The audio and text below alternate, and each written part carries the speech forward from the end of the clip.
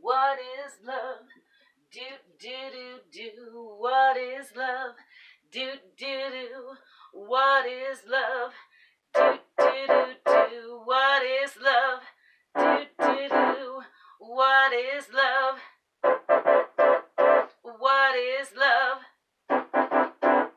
What is love? What is love? What is love?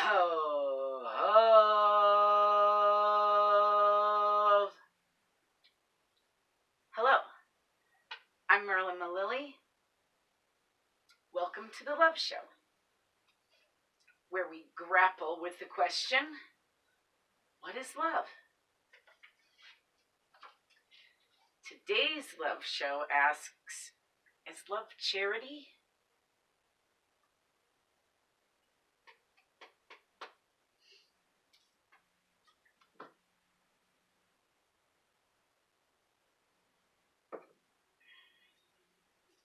It seems that the two words can be interchanged.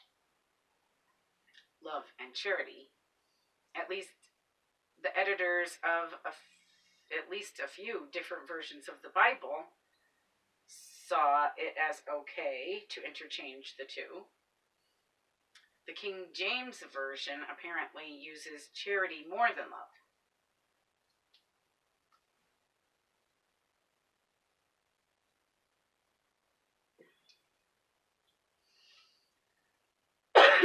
Excuse me. In my research on the subject, I ran into much Bible study. As it seems, this variance gives rise to a great deal of talk and debate. I confess, I couldn't even get through this one video where this young man in a Bible study class online was preaching that everyone else was wrong and that he was right and that charity was the deepest form of love. I agree with charity being the deepest form of love. I don't agree with everyone being wrong and this one guy being right. And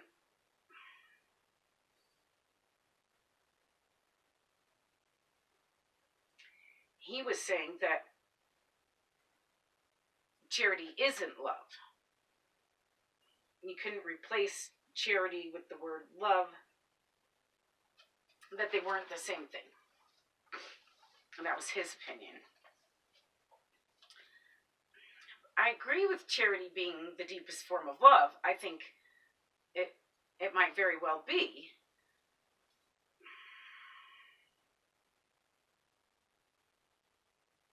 But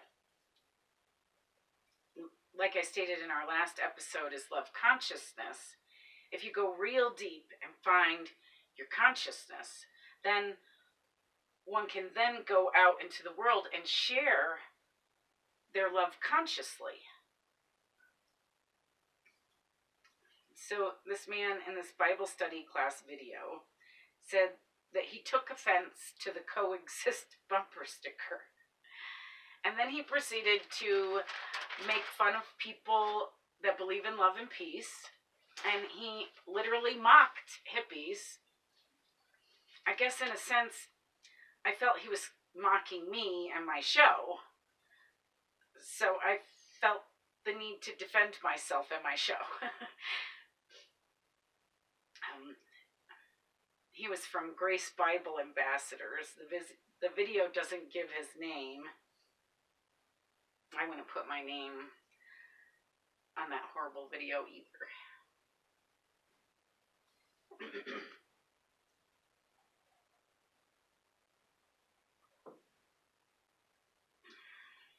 The thing that gets me about this guy is that I know charity.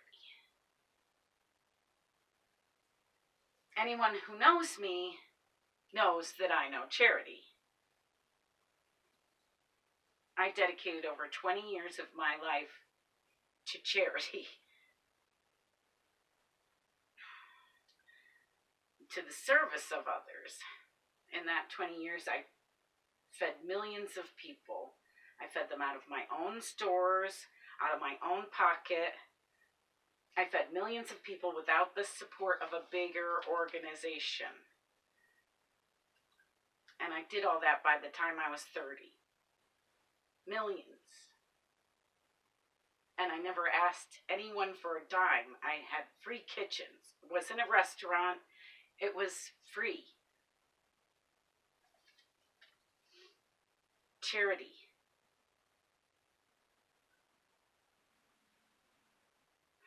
I had some help, but mostly just from my husband and my children. I fed people from our stores, the stores from my family. So I gave, and my husband gave, and my children gave.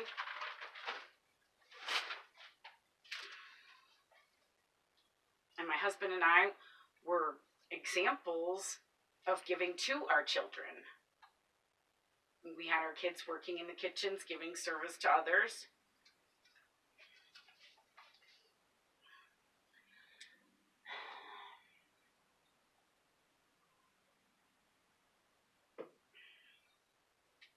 Now, not all free kitchens are on the level. I know some hippies run around saying they're a free kitchen and keep all of their donations to themselves, like the bankers.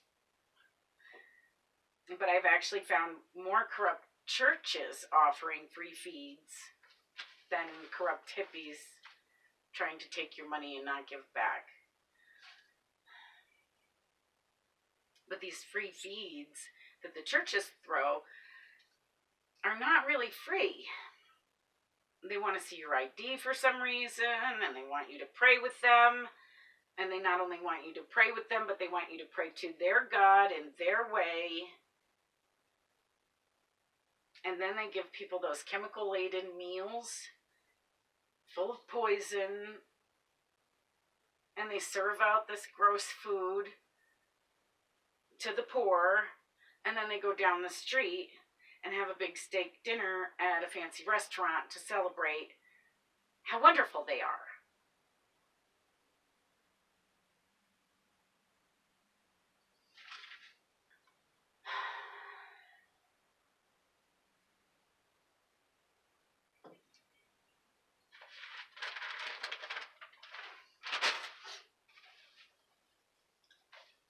I didn't do things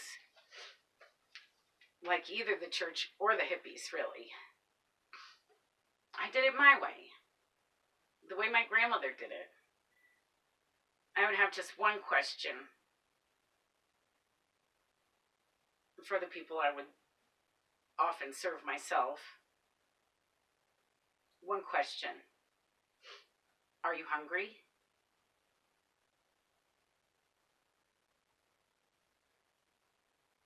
I cooked the food, I bought the food, I carted the food around.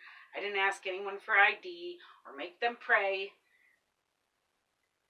In some of the kitchens that I hooked up with, sometimes you can make a sort of a stone soup kitchen where if there's a couple people who have kitchen supplies or who run free kitchens regularly and you have a lot of people to feed, you can kind of join up the kitchens and make one kitchen, cook over one fire, and feed lots of people together.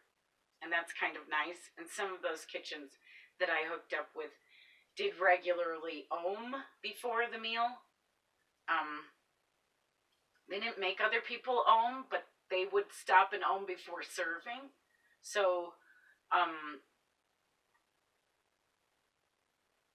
people would have to wait until they were done oming. But they didn't make them with them. And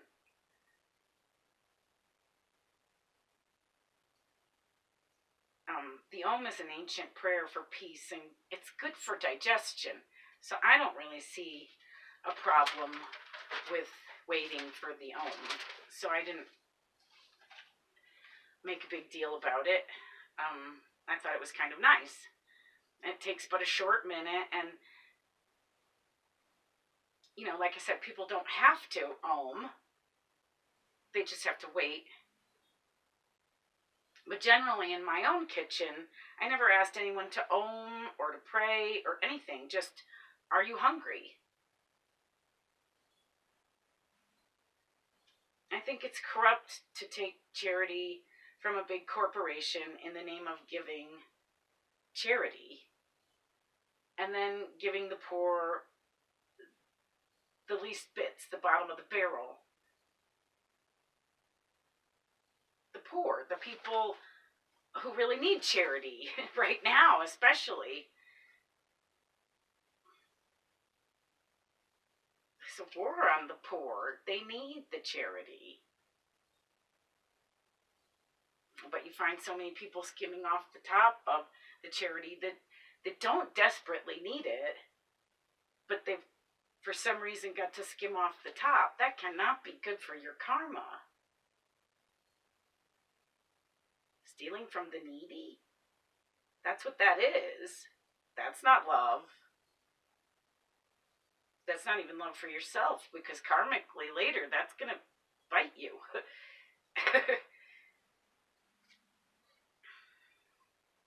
The rich are getting richer while the poor get poorer. It's happening all around us. But I think it's corrupt to be a charity organization that's lining its own pockets first, and then giving the least amounts to the people who really have no other means of survival but charity.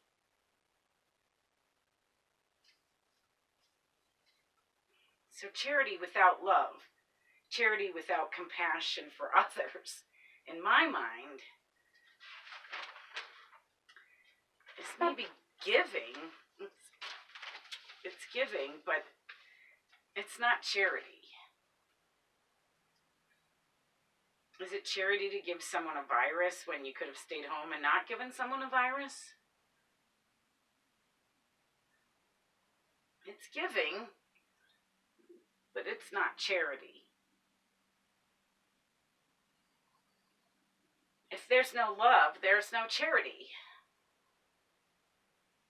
I heard one person describe love as love for God and charity as love for others. I like that.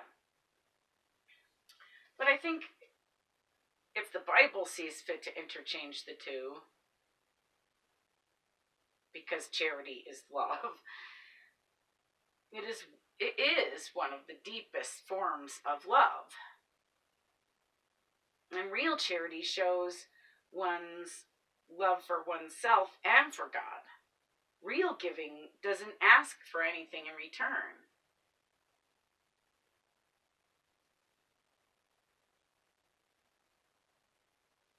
Except maybe gratitude.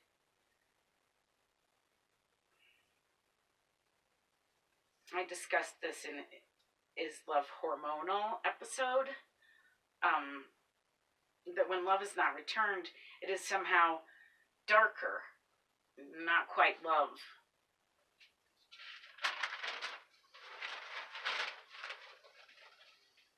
Well, I think charity is the same way. When you give and people don't appreciate it, if one isn't grateful for charity, it somehow taints it. It's darker somehow. And only someone who really knows charity, like me, would know this. No matter how much I tried to make ungrateful people okay, they really never are. It's just not okay to take charity and be ungrateful for it. It taints it.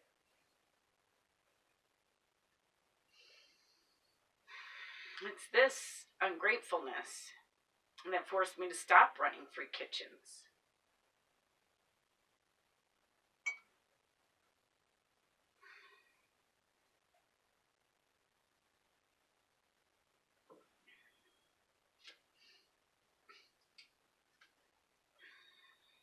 So I have determined that, yes, charity is love, but not all charity is love. And not all charity is charity.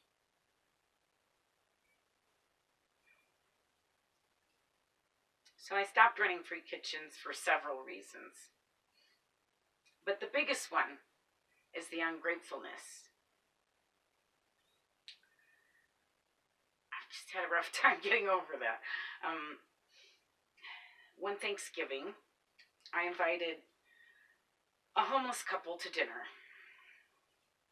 I let them spend the night, eat leftovers.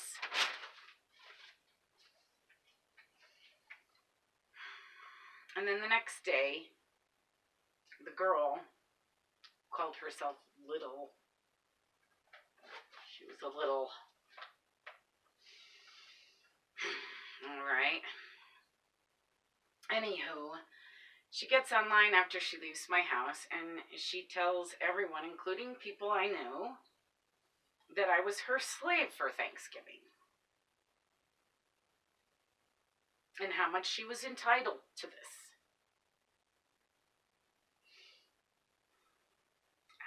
I never really got back a desire to feed anyone after that. She tainted my gifts.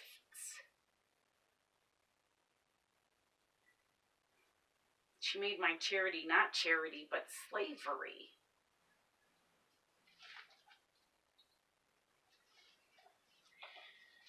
It makes me nauseous still. It makes me lose my appetite.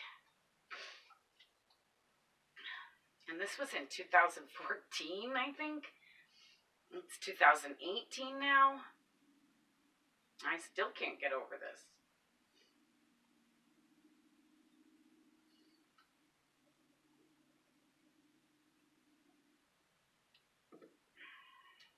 So some of the other reasons we stopped running free kitchens are that we ran out of money and food.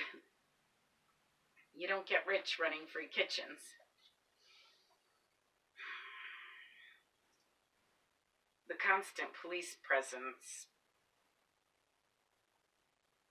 in the state of California telling me that I couldn't share my food was a huge problem. And people started going to jail for feeding the hungry.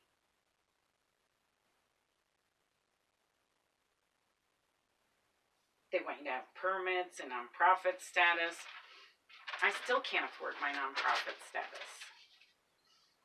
Because I'm nonprofit. I make no profits. The government wants over $100 for a piece of paper saying that I don't have $100.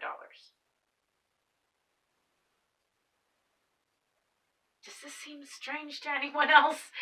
Because it really, really seems strange to me. And I personally would rather feed 500 people than give the government more money to fight me with. So, with that in mind, instead of running free kitchens, I've decided to do the Love Show, and I started some nonprofits. I have 2 new nonprofits, and I actually hope to strum up enough money to actually get my nonprofit status. Kind of why I'm telling you about this. If you'd like to donate to my nonprofits, go to merlinmalilly.com. The umbrella charity that I'm starting is called The Wishing Well. And like I said, it will be an umbrella charity, or it is an umbrella charity. You can submit letters regarding what your charity is doing and what you might need funding for, and I can try to strum up your funding.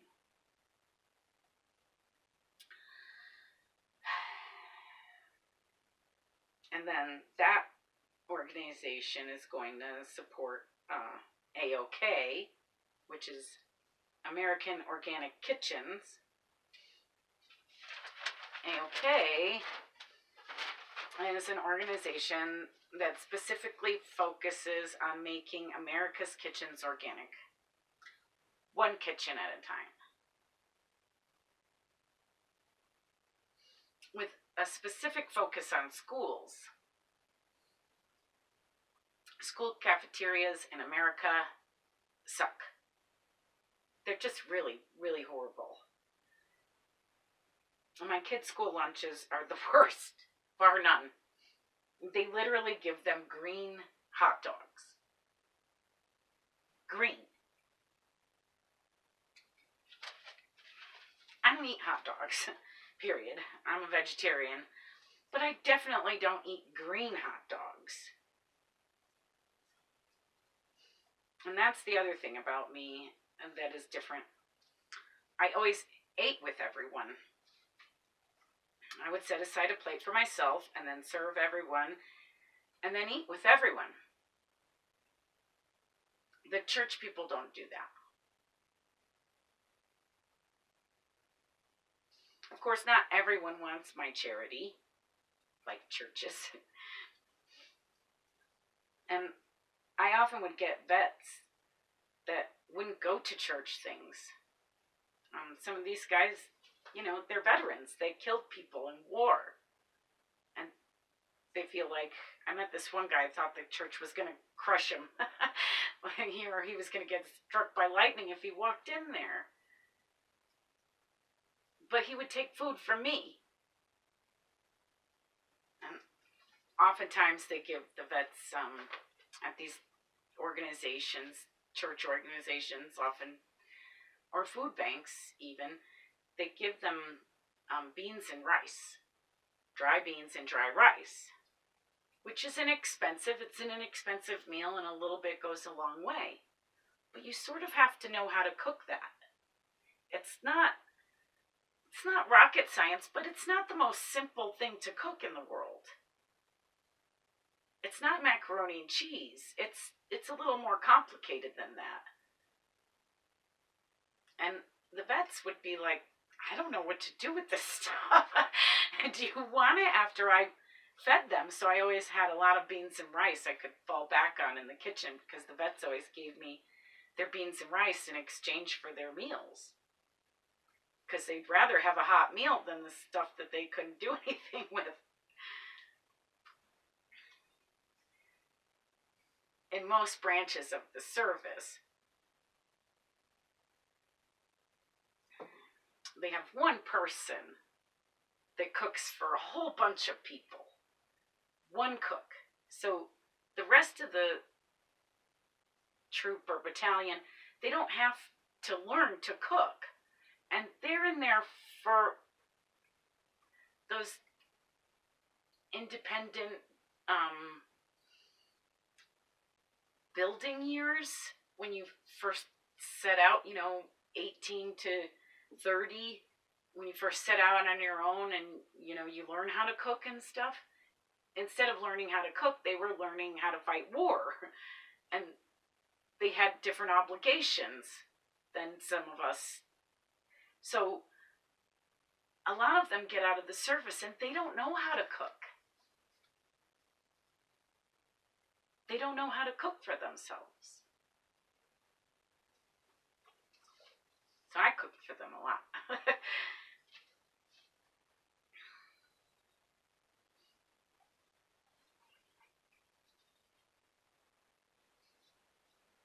Oh, I was also there when it was raining, often with a box of dry, free clothes. I was there if it was snowing. If you're doing public service, they'll cancel it because of snow or rain. I was there more. I felt more people needed it if it was snowing or raining. More people needed the charity. I don't mind being cold. I don't mind being wet. I really don't like the cold-wet combo, and I feel for people who are cold and wet. It's not a pleasant combo, even if you're a veteran. No one likes that. No one likes cold and wet. It's uncomfortable. and it gives you hypothermia. It can cause a host of other problems in people.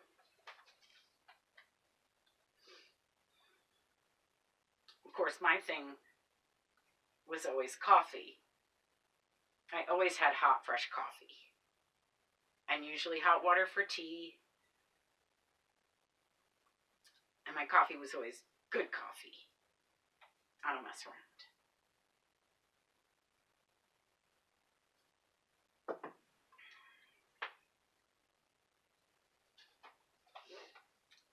Still have coffee always going in my kitchen. But I just give through my organizations, through the Love Show, through my art, through my music. No one's paying me for the Love Show.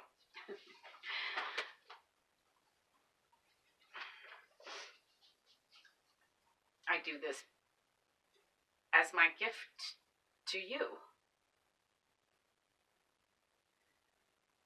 My charity is the Love Show. It's my charity to humanity.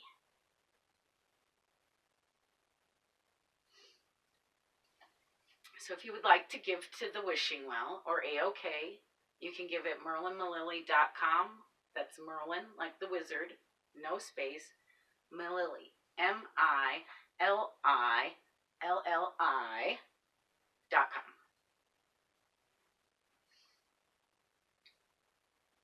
Both of them are on Facebook as groups. You can send me a request. I run the groups. People always think someone else is doing all the internet stuff. They think someone else is recording. They think someone else is editing. The truth is, no. Therein lies my charity. Instead of feeding people now, this is what I'm doing.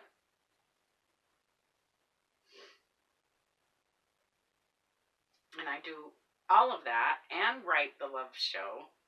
And here I am hosting it. I do the lights, the sound, the music.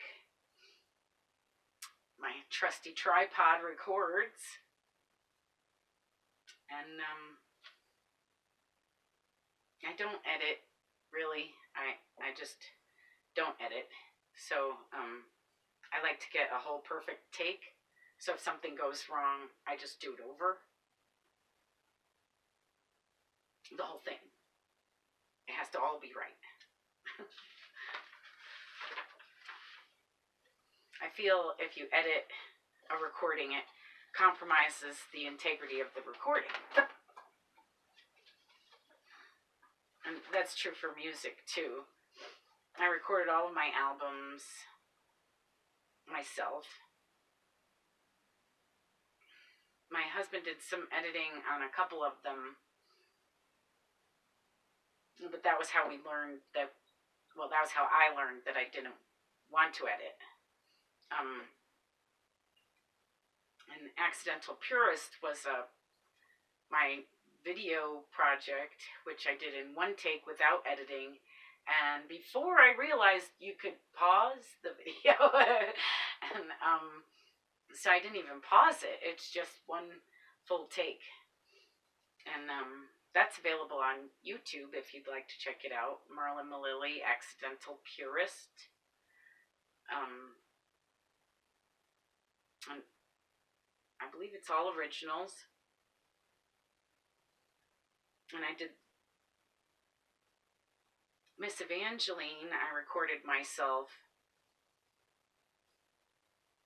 But that was the one, that was my first album, and my husband did the most editing on that one. And that was the one we learned we didn't really want the editing. Excuse me. And Rooster Toilet Paper and numerous audition recordings were all made in one take. And my husband did a little editing on Christmas Card, but I made the edited and the non-edited versions available. So those are all available also. All my albums are available at my website also, MerlinMalili.com. It's Merlin like the wizard, Malili, MILILLI.com.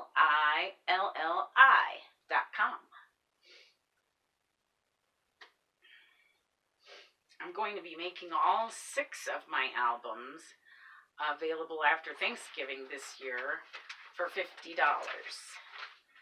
So 6 albums for $50. Less than $10 an album. That's a good deal. But it's only available till the end of this year. And as soon as it's 2019, the deal is off. So get them while they're cheap.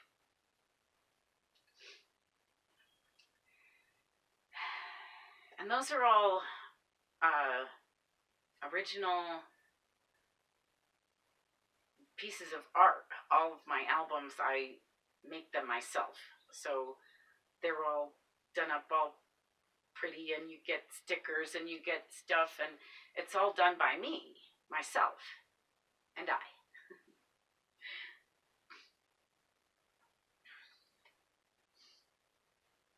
So get your albums while they're cheap. And now I upload song by song in one take. That's how I did my last 2 albums, Beth Gate is Dead and Roll Next Door, which came out in June of this year. So I seem to be falling into that pattern now, where I'm doing song by song in one take, and it's a little more forgiving than the way I made Accidental Purist. But anything you give to me, I will give back tenfold. I believe in a tenfold process of karma, and if you give to me, I give back tenfold. Even if you don't give to me, I give back. But I give back more if I have something to give. It's just how I'm wired. I just give back tenfold. It's just how I am. Ask anyone I have fed. Ask anyone who's donated to me. I may not give back to you tenfold. I'll give back to you. But I give back to everyone tenfold. The greater good, everyone. I'm incredibly grateful when I'm given to as well. And I give back with this vengeance. Tenfold. And I wasn't kidding or exaggerating about how I'd rather feed 500 people with $100. Not only can I do it, I do. Where churches come with enough to feed 50, I can feed 1,000 without batting an eye in about an hour, without too much fuss and muss, and it will be yummy and as organic as I can make it, as organic as I can afford to make it, and it will have love in it. Is there love in your charity? Is there charity in your love?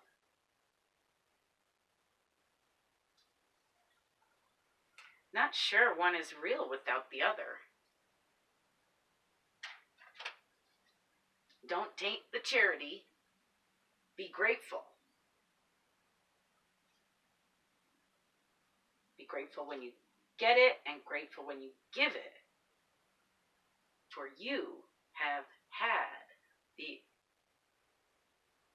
opportunity to experience charity.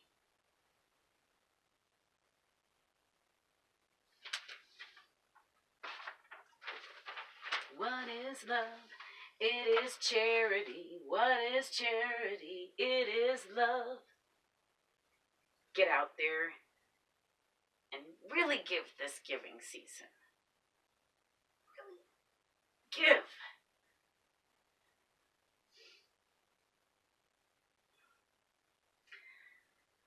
Giving is like, there's a kind of a high in it. To give from the heart with love, it's like nothing else. Give it a try. It's really quite something. You receive in so many unexpected ways. So many magical, unexpected ways. Sometimes they're so beautiful. The world needs more charitable love, for sure. Love is definitely charity, and charity is definitely love. I think the two are interchangeable, but love isn't love without charity, and charity isn't charity without love. When I was growing up, I always had this little picture in my room, and I got it at a fair somewhere, and it said anonymous on it, but it was a little heart, and it said, love wasn't put into your heart to stay. Love isn't love till you give it away. I still feel that's true. Got a little choked up. What is love? Do, do, do, do. What is love? What is love? What is love? What is love? What is love? What is love?